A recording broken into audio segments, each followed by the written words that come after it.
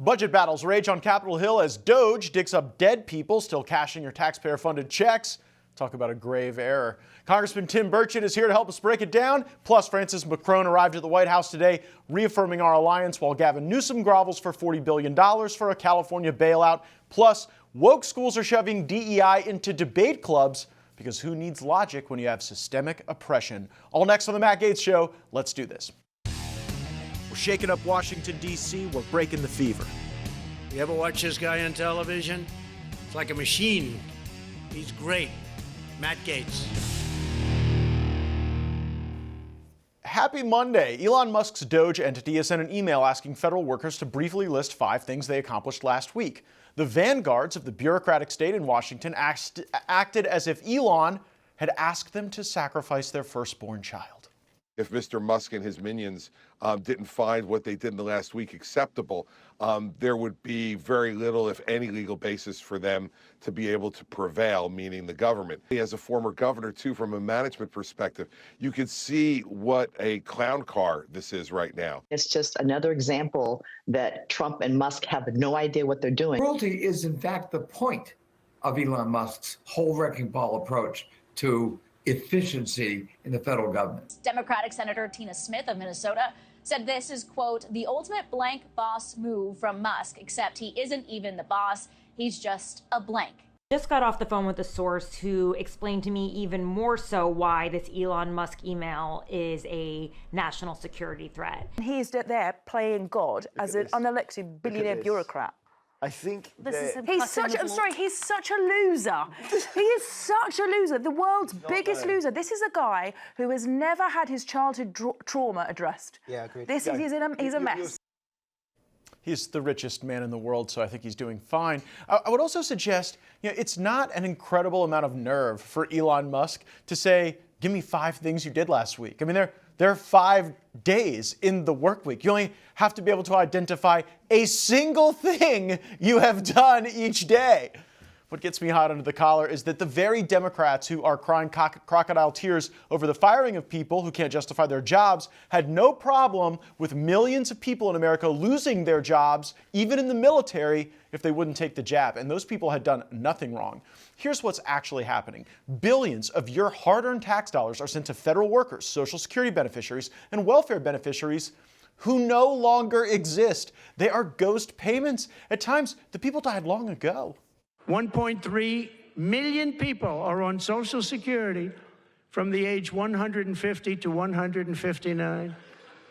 And over 130,000 people are on Social Security over the age of 160 years old, okay? Think of it, over 1,000 people between the ages of 220 to 229. There is one person on Social Security who's 360 years old, which is approximately 110 years older than our country. Other times, people changed jobs or even quit, and they're still getting a paycheck. Dead people find it very difficult to respond to email. Dead people prefer to communicate by direct deposit in their bank accounts. The quiet quitters have discontinued federal email long ago. What's consequential here is that merely getting a response at all is probably enough. The substance is largely irrelevant, but no response, no pay. It reminds me of Saturday Night Live's recurring Celebrity Jeopardy skit, where Will Ferrell, as Alex Trebek, becomes so frustrated with the celebrity participants that he merely wants them to write down any number to win the game. Okay, let's just move on to Final Jeopardy. And the category is, you know what, I tell you what, just write a number. Any number, and you win. Let's start with French Stewart, who's grinning like an idiot. All you had to do was write down a number, and you wrote Threve. Combination of 3 and 5. Simply stunning. And you wagered Texas with a $ sign in front of it. Mr. Reynolds. Yeah, don't bother. I didn't write anything. Good work. All right. you will probably hear soon from Elon that he's willing to accept any response as sufficient. I think even Threeve would work if you're just willing to write it and send it back. Now, some of the voices on the left seem to understand what's happening. As Trump and Elon and DOGE geniuses eliminate more fraud, there will be more resources to care for our fellow Americans in need. We've discussed the peace dividend, where Americans will receive more and get more out of the country if we stop sending more to Ukraine. Likewise, there may be a DOGE dividend in the works, and it may be very material. Elon has proposed sending Americans a check to represent their portion of the savings achieved by DOGE. As Charlemagne the God noted over the weekend, if Elon starts sending out checks to living Americans while beclowning things like paychecks to dead people, it's over. Honestly, the worst thing that could happen is Elon gives out them $5,000 stimulus checks. Oh, it's over. He give out them $5,000 stimulus checks. It's a wrap. It's going to be bad for a while. Imagine what people will feel when they go, by the way, this isn't us giving you money. This is us giving you your hard-earned money back. You deserve this. Listen, from a political marketing perspective, it's genius. Charlemagne actively pushed the candidacy of Kamala Harris, but he sees that the current Democrat strategy of attacking Musk as a Nazi or fascist is hyperbolic to the point of absurd. And speaking of hyperbolic and absurd, Jane Fonda spoke at the SAG Awards last night and tried to convince us that firing people wasting money at USAID was equivalent of the battle in the civil rights movement. Workers' power is being attacked and community is being weakened. By the way, woke just means you give a damn about other people. A whole lot of people are going to be really hurt by what is happening, what is coming our way. Have any of you ever watched a documentary of one of the great social movements, like apartheid or our civil rights movement or Stonewall, and asked yourself, would you have been brave enough to walk the bridge? Would you have been able to take the hoses and the batons and the dogs? We don't have to wonder anymore because we are in our documentary moment. And we mustn't for a moment kid ourselves about what's happening. This is big time serious, folks. That's all quite silly and wrong, but at least well delivered, and she looked great. Compare G.I. Jane to Rhode Island Sheldon, who definitely isn't reading a script on his phone while trying to make this viral video. Look out, folks. Trump just put in charge of Social Security a toady who was already being investigated for giving out illegal access to your information. His Commerce Secretary said they would be coming after Social Security. His muskrats are now in your data at Social Security. We got to raise hell about this. Social Security is too important to be raided by these guys.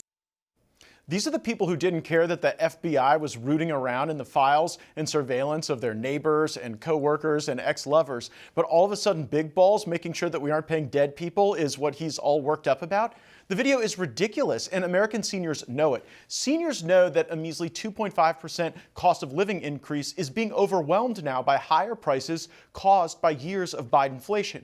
If Elon is able to achieve major savings, we could get real COLA adjustments for folks on seniors on Social Security to keep up with inflation.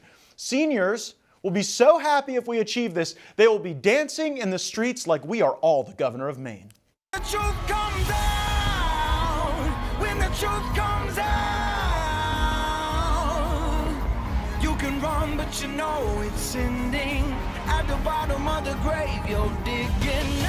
She could break dance at the Olympics, that was so good. All of this is happening against the backdrop of a budget fight in Congress. Late last week, the Senate passed Senator Lindsey Graham's budget. While President Trump has called for year-over-year cuts to the military spending, the Graham budget actually increases military spending by $150 billion. This week, the critical work in Washington is how the House of Representatives will take to these budget negotiations. Politico has reported that Speaker Johnson is having a bit of a challenge rounding up the votes. One reason may be the lack of rigor to the actual spending cuts. Tennessee Congressman and Oversight Committee member Tim Burchett has expressed skepticism. He's a critical vote, and he said the House bill that they might be voting on this week could actually wipe out all of the savings from DOGE. So will you get your DOGE dividend check, or will a congressional budget rob you of it? Congressman Burchett, federal employees are big mad that they have to write down 5 accomplishments in the last week. Should the non-responders be fired?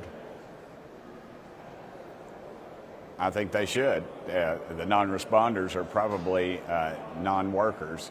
They're raising Cain about about having to show up for work. I've had people call my office that have said, there's Dr. Bishop over there.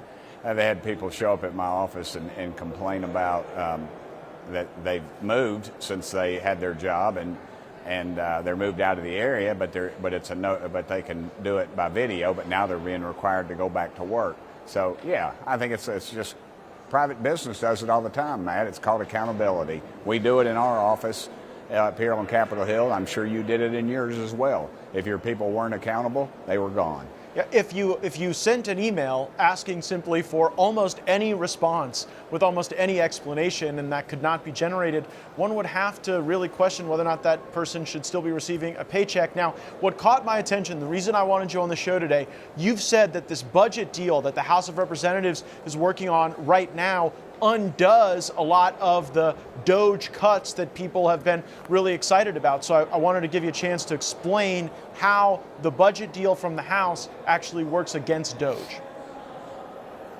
Well, first of all, the budget deal does not make President Trump's tax cuts permanent. That's something he stressed in the campaign, and he's keeping his word. But apparently they've taken that portion out of the permanence of it.